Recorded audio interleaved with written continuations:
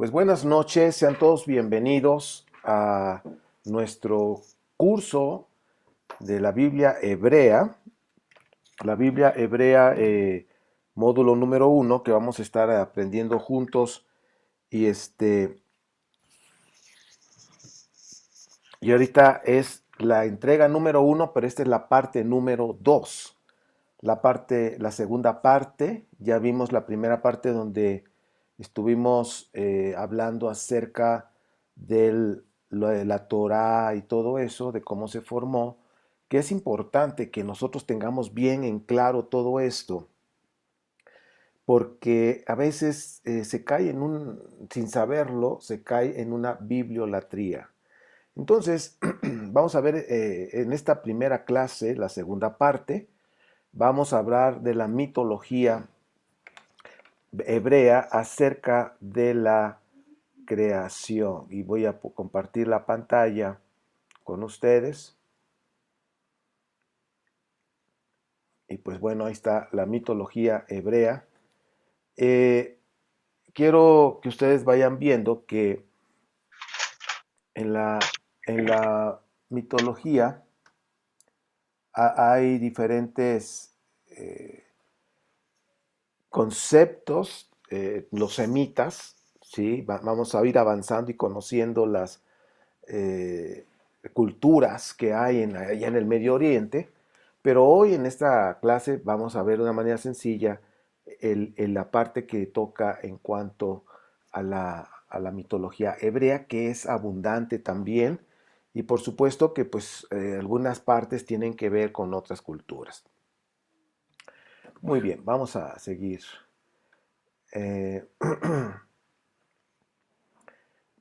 de acuerdo a la mitología, había creo que está un poquito grande. Déjenme ver si lo puedo hacer más chico. Ahí creo está bien. Ahí se ve mejor. De acuerdo a la mitología, antiguamente ellos creían que la Tierra es plana. Y quiero decirles que actualmente algunos piensan que la Tierra es plana y que las fotografías que nosotros tenemos ahora de la NASA y todo satelital argumentan que es un engaño. Pues bueno, yo creo que aquí tenemos que ir analizando porque pues una de las cosas que descubrieron los sabios griegos, Galileo Galilei y todos ellos, antes pensaban que el que se movía era el sol alrededor de la tierra y luego descubrieron que el que se mueve es la tierra. Entonces cambia totalmente el panorama. Pero bueno, estamos analizando de cómo lo veían antiguamente. Hablan de dos cielos.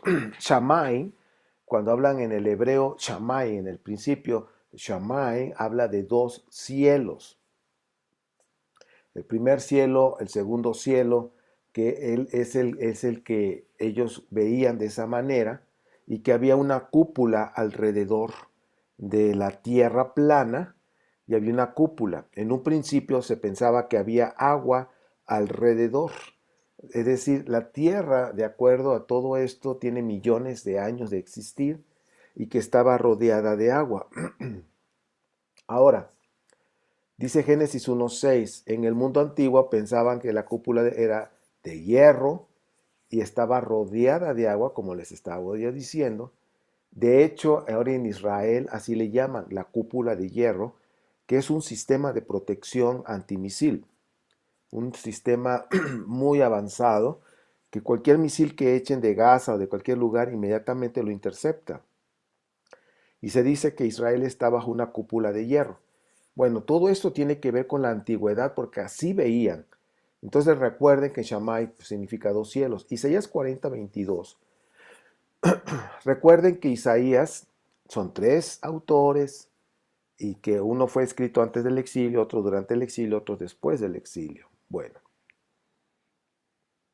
este Isaías 40:22, que es durante el exilio, dice, el círculo que está hablando de Isaías 40:22 se refiere a la cúpula de hierro, Entonces, si ustedes se dan cuenta, cuando Isaías escribió durante el exilio, vamos a pensar en los años 500, antes de la era cristiana, todavía en ese tiempo tenían esa idea de que había una cúpula de hierro en la tierra, todavía tenían ese pensamiento.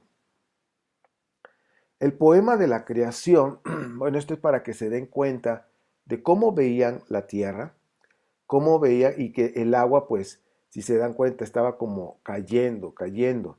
Ahora, aquí está hablando de dos cielos que prácticamente en la teología, más bien en la mitología hebrea, hablan que hay 7 cielos. En cada cielo hay una actividad diferente, 7 planos diferentes.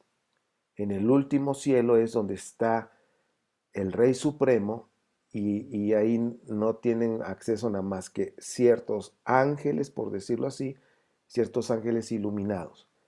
Bueno, y de ahí, por ejemplo, cuando Pablo estaba hablando, dice, no sé si en el cuerpo o fuera del cuerpo, Pablo en esa parte de Corintios se estaba refiriendo a lo que hoy se conoce como un viaje astral.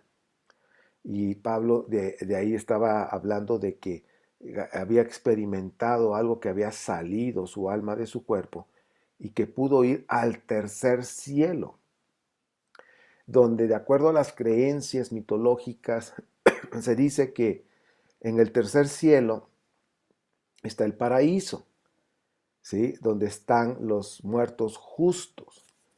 Pues bueno, de acuerdo a esos cielos, pues aquí estamos viendo de alguna manera 2 cielos nada más, ¿ok? Bueno, vamos a seguir avanzando, hablando del poema de la... Otra vez, ay, pues vamos a tener una noche fresca. A ver, entonces vemos aquí el poema de la creación desde 1876. Se han encontrado y publicado varias versiones de la epopeya de la creación acadia, es decir, Babilonia, Asiria. La mitología hebrea tiene una gran influencia ugarit y babilónica, que la raíz viene de los sumerios y acadios. Vamos a estar, de veras que hay muchísima, muchísima literatura de investigación arqueológica, histórica, que ustedes van a tener acceso para que ustedes puedan investigar poco a poco, buscando ciertos temas en el índice. Ahora sí que como es una investigación, a veces es difícil leer un libro de cabo a cabo así, que es lo mejor, pero ahorita como cuestión de investigación, los libros que ya les di en la primera entrega, en la primera parte de esta primer clase, ustedes van a poder verificar todo lo que estoy hablando y van a encontrar mucha más abundante información. Sobre todo la mitología, por ejemplo, de los Ugarit, que vamos a decir que son los primos hermanos de los cananeos en cuanto a sus creencias, en cuanto al panteón de dioses que había en esos tiempos. Entonces, aquí el poema de la creación es una epopeya de la creación acadia, o sea, es decir, que es más antiguo de lo que se hizo el relato de la creación que hicieron los israelitas, por decirlo así. ¿Ok? Ahora vamos a ver acá, déjenme. El primer relato de la creación, Génesis 1, del 1, versículo 1 hasta el capítulo 2, 3, dice, fue compuesto en Jerusalén un poco después del regreso del exilio de Babilonia. Entonces, dése cuenta, estamos hablando ya después del regreso del exilio en Babilonia. Estamos hablando de... Alguien tiene por ahí un micrófono abierto. Es Norma Gutiérrez. Ya. Ok. Entonces, el primer relato de la creación fue compuesto en Jerusalén, como dice ahí, y Dios se le llama Elohim, que está relacionado con el Dios El. Ahora, quiero que ustedes observen esto. En el primer capítulo de Génesis, y como bien dice, fue compuesto en Jerusalén un poco después del regreso del exilio de Babilonia. Estamos hablando de las fuentes que ya existían se hizo y se compiló lo que ahora tenemos. Entonces, realmente el libro de Génesis, los primeros 2 capítulos, nos muestra 3 versiones de lo que es precisamente ¿cómo se dice? La creación.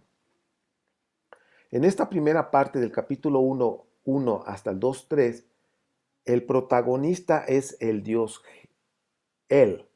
Cuando dice Elohim, se está refiriendo a Dios Él, aunque después la interpretación que se le da es de Dios. Pero quiero que observen algo, porque esto es importante que lo vayan ustedes aprendiendo. La Biblia que traduce un poquito mejor todo esto es la Biblia BIM 2019. Esa Biblia es la que todo lo que es el Antiguo Testamento lo traduce más apegado al hebreo. Por ejemplo, cuando habla de Elohim y viene Ha Elohim, el Ha Elohim, H-A Elohim, ahí esa parte, cuando dice Ha Elohim, está refiriéndose a dioses. Y de acuerdo al concepto y la cosmovisión de que había antiguamente, cuando dice Ha Elohim, se está refiriendo al dios él con su consorte, con su esposa, que de acuerdo al contexto que tenemos de los israelitas, se estaba refiriendo a la diosa Asherah. Entonces, el primer capítulo, estamos viendo que es esta parte de lo que es como les dije hace un momento, la creación, este poema de la creación. Ahora, el segundo relato, que viene siendo del capítulo 2 hasta el versículo 4 al 22, aquí también es judeo, ahora sí que es judío, y probablemente origen edomita, y es anterior al exilio. ¿Por qué? Porque aquí ya viene un relato yavista, por decirlo así, y aquí el protagonista es el Yud-Het Bat-Hei, o Yahvé o Yahweh, o Jehová, como algunos dicen, que Jehová, Jehová, Yahvé, Yahweh, ninguno de esos es el nombre correcto. En este relato dice, Dios se le llama originalmente Yahvé, pero el revisor sacerdotal, recuerden que hay 4 fuentes. No pierdan de vista las fuentes que hay. Dice, pero el revisor sacerdotal lo ha cambiado por Yahvé Elohim, lo pone junto, Yahvé Elohim, el Dios Yahvé, ¿ok? No dice Ha Elohim, acuérdense que Ha Elohim es dioses. Y cuando dice Yahvé Elohim, está diciendo Yahvé, Dios, el Dios Yahvé. Bien, entonces aquí estamos ya viendo 2 relatos, uno donde el protagonista es el Dios Él y el otro protagonista es el Dios Yahvé. Son 2 dioses diferentes, aunque aparentemente finalmente es el Dios supremo. Por eso ya después vemos en un salmo post-exilio, que es el Salmo 118, dice que el Dios Yahvé es el Dios Él. Ahora sí que se fusionó. Antiguamente acostumbraban a fusionar los dioses. Por ejemplo, en Egipto, el dios Amón con el dios Ra, los fusionaron, sus características, una sinergia de dioses y salió el dios Amón-Ra. También aquí, en los dioses semitas, está el dios, por decir, ahora sí que Elión, luego viene el dios El y luego viene Yahvé. Elión y el dios El eran 2 dioses diferentes, luego se fusionaron. Elión El se fusionó para ser Elión El, posteriormente quedó el dios El, estamos hablando del Dios Supremo, y luego se fusionó porque el Yahvé venía siendo como un hijo del dios El, de acuerdo al panteón de los dioses cananeos, porque era el dios de los cananeos, era el dios El, y pues dijo, de acuerdo a Deuteronomio, Yahvé era el Dios exclusivamente de Israel. Después subió y se fusionó y llegó a ser el supremo rey de todos, como dice el Salmo post-exílico, el Salmo 118. Todo eso está en la Biblia, todo esto es historia, y por eso nosotros tenemos que ir viendo cómo va avanzando los dioses. Por eso yo les he dicho, ¿cuál es el nombre de Dios? Mira, la verdad no sé. Yo soy más y me siento más cómodo con decir Hashem, el nombre. ¿Por qué? Porque no se sabe. O sea, Dios es eterno, millones y millones de años y es infinito, no tiene principio ni fin, ¿ok? Pero la humanidad, de acuerdo a los registros que hay arqueológicos, hay un registro de 300.000 años. Entonces, en esos 300.000 años, al Dios Supremo, al que hizo todo el universo, le han llamado con diferentes nombres. ¿Cuál es el correcto? Por eso yo en lo personal no tengo problema, porque yo me dirijo al Rey del universo, al Rey Supremo, como mi Padre, Abba. Entonces, eso es para que ustedes vayan viendo en esta cuestión. Ahora, el primer relato que vemos de la creación, de acuerdo a la cosmovisión semita, se involucra a dos dioses, como yo les decía. Ha Elohim está hablando de una pareja, de un matrimonio de dioses, el dios El y Asherah. Por eso dice, hagamos. Y ahí vienen un montón de interpretaciones de acuerdo se les acomode, pero yo les estoy hablando de acuerdo a la historia y de acuerdo a la cosmovisión antigua. ¿Ok? Dice, no es que Dios consultó por ejemplo, los cristianos dicen, cuando hagamos el hombre, es que él consultó con los ángeles. Esa es una versión. Luego, no, es que él consultó con el Hijo y con el Espíritu Santo. Esa es la versión cristiana trinitaria. Pero si nosotros nos vamos a la antigüedad, de acuerdo a lo que era el panteón de los dioses en el antiguo Israel, vemos que era el dios El y Asherah. Y por eso, chequen ustedes, dice, hagamos al hombre, y de inmediato, cuando terminó, dice, hagamos el hombre, aparece un macho y una hembra. De inmediato, ¡pum!, aparecen, ¿sí? De aquí viene el mito de Lilith, que hay bastantes versiones, que no se quiso someter a Adán, que, bueno, hay un montón de midrash, hay un montón de especulaciones, hay un montón de mitos, pero estamos hablando que te das cuenta que en esta primera versión de la creación aparece el hombre y la mujer o el macho y la hembra, porque el lenguaje bíblico es macho y hembra. Aparecen los dos juntos, ¿sí? Y vamos a ver que en la segunda versión de la creación no aparecen juntos. Primero hacen el hombre y luego la mujer. Bueno, esto es importante que ustedes vayan observando en las dos versiones que vamos a estar viendo hoy de la creación.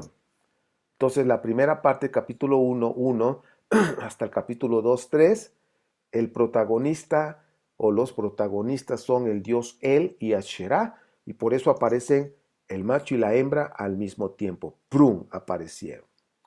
No dice que lo tomó de la tierra, aunque Asherah representa lo que hoy se llama la madre tierra, la Pachamama, que como se le llama en Sudamérica, y que se adora actualmente en muchos, muchos lados del mundo, que le llaman la madre naturaleza. La madre naturaleza es Asherah. Antiguamente pensaban que Dios, el supremo Dios del universo, era mujer. Bien, todo esto tenemos que irlo comprendiendo para ahora sí que tener más claridad en cuanto a Génesis, porque estamos empezando por ahí. El segundo relato, que viene siendo el primer Génesis 1, 2, 2, 4 al 22, vemos en este segundo relato de la creación, Adán es hecho de la tierra. Aquí tengo una fotografía donde se ve como que es lodo y se ve la figura, la cara, los ojos cerrados, la boca cerrada, la figura humana, ¿sí? De lo que es la creación. Ahora vamos a ver cómo fue la segunda versión de la creación. El orden de la creación es diferente. En la primera aparece el hombre y la mujer cuando les tocó hacerlo, fueron juntos. Pues ya ves que en la primera parte que hizo los cielos, esto y acá, y cuando hizo el hombre, pum, aparecieron juntos. Y aquí no. Aquí el proceso de la creación es la tierra, el cielo, la niebla, que esto habla de una señal que es por otoño aproximadamente, Luego viene el hombre, es hecho el hombre de la tierra, como les di la figura. Luego vienen los árboles, los ríos, las bestias y el ganado, las aves. Finalmente viene la mujer. Ahora yo quiero que ustedes vayan viendo estas dos versiones. ¿Por qué razón hasta el final la mujer? Y la manera en que fue creada también. ¿Ok? Esto es importante. La idea de que Yahvé hizo al hombre de la tierra tiene paralelos en la mitología de Mesopotamia y Egipto. En la cosmovisión hebrea no existe el concepto de espíritu, de alma y de cuerpo. Para la cosmovisión hebrea solamente hay cuerpo y el ruach, le llaman viento, también es interpretado como espíritu. Y ahí es donde la cuestión es que hay un espíritu, cuando no tiene cuerpo es un espíritu, pero cuando ese espíritu es depositado en un cuerpo se convierte en un alma. ¿Ok? Todos estos conceptos son como lo ven en la cosmovisión hebrea. Ahora, Eva, vamos a ver en la siguiente. Dice, Eva no viene de la costilla. Siempre se ha traducido que viene de la costilla, pero no es así. ¿Ok?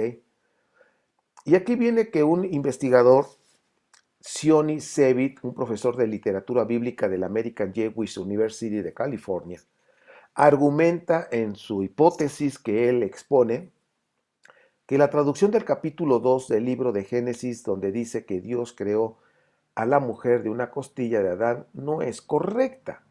Ahora vamos a analizar por qué no es correcta de acuerdo a esta hipótesis de este profesor. Génesis 2:21 dice, se dice que Dios tomó de Adán uno de los Sealot, ¿sí? Sealot, así que viene de la palabra Selah. Esta palabra es plural de Selah, lo que significa que Adán debería de tener varios. Ahora, ¿qué es eso? ¿Varios qué? Entonces, ahí es donde hay una confusión. No, pues las costillas pues son varias, pero bien, hasta ahí es correcto. Pero ¿qué significa Selah? Que Selaot, que viene siendo el plural, ¿qué significa? Bueno, vamos a ver qué significa de acuerdo a esta hipótesis. En el hebreo, en este contexto sería como algo de lateral al cuerpo, que está a su lado. Es decir, el cuerpo, nosotros tenemos un tronco, ¿sí? El pecho, el pectoral, todo es el tronco, y todo lo que está del lado lateral viene siendo los brazos. ¿Ok? Ahora dice, ejemplo, los brazos que salen del tronco, evidentemente las costillas no lo son. ¿Por qué? Porque las costillas están dentro del tronco, no están fuera. Entonces dice, lo que defiende este profesor llamado Sevit es que son los genitales masculinos, porque así como sale los brazos, el genital también sale fuera del tronco. Ahora, en apoyo de esta interpretación que hace este profesor, tenemos varias razones de peso.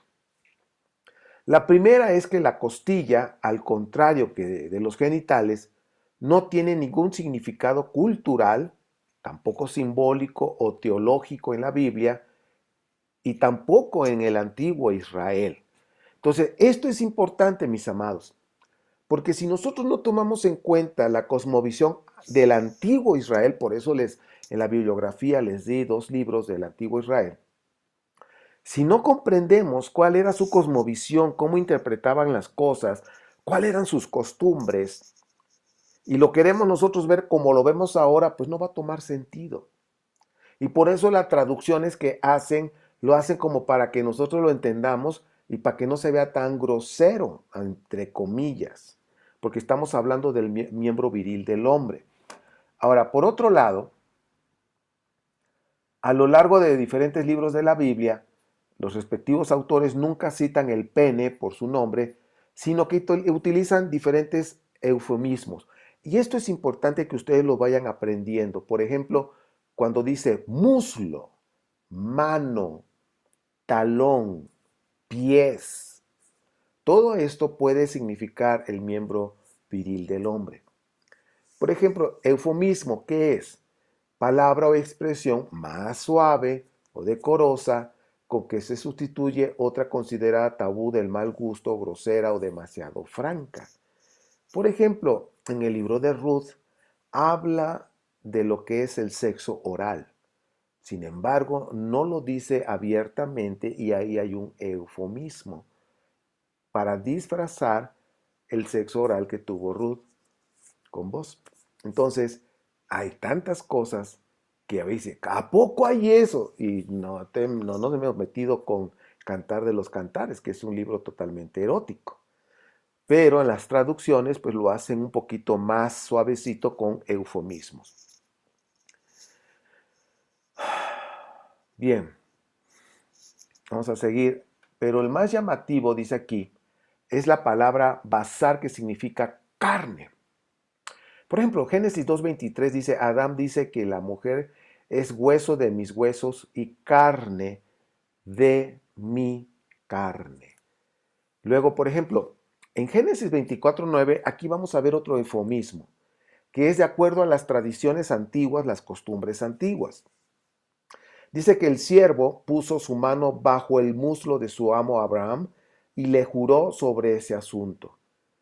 Nosotros leemos bajo el muslo, pues se lo puso abajo del muslo. No, realmente lo que estaba diciendo es que puso la mano debajo del pene, de lo más sagrado que tenía Abraham, que era un pene circuncidado, y que para la ideología de ese tiempo era lo más sagrado, y como iban a hacer un pacto de ir a buscar la mujer para su hijo, y que tenía que hacerlo de acuerdo a las indicaciones, tenía que poner su pene en la mano de su siervo y ahí jurar.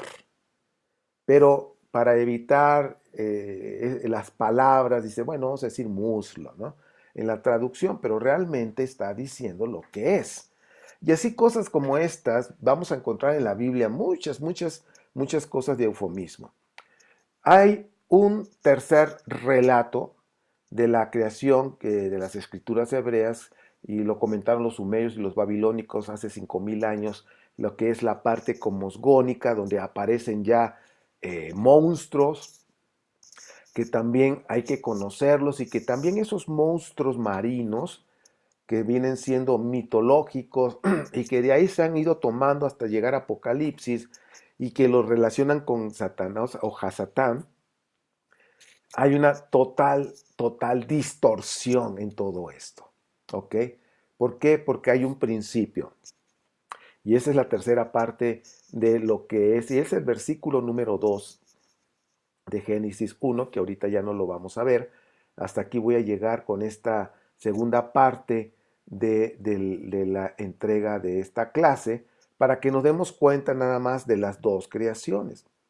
Entonces tiene más sentido, porque los animales, hablando de los animales, el pene tiene un hueso, ¿sí? Y ese hueso todos los animales lo tienen para poder procrear. El hombre tenía un hueso, por eso, de acuerdo al relato de la creación, de ese hueso se tomó del hueso que estaba en el pene, y de ahí se hizo a la mujer de acuerdo a este relato, ¿ok? Y por eso le llama hueso de mis huesos, pero no se refiere a la costilla, porque de acuerdo a la palabra en hebreo que está ahí en el original, es algo que está fuera del tronco, y algo que estaba fuera del tronco y que es como un hueso que estaba ahí, era el hueso en el pene del hombre.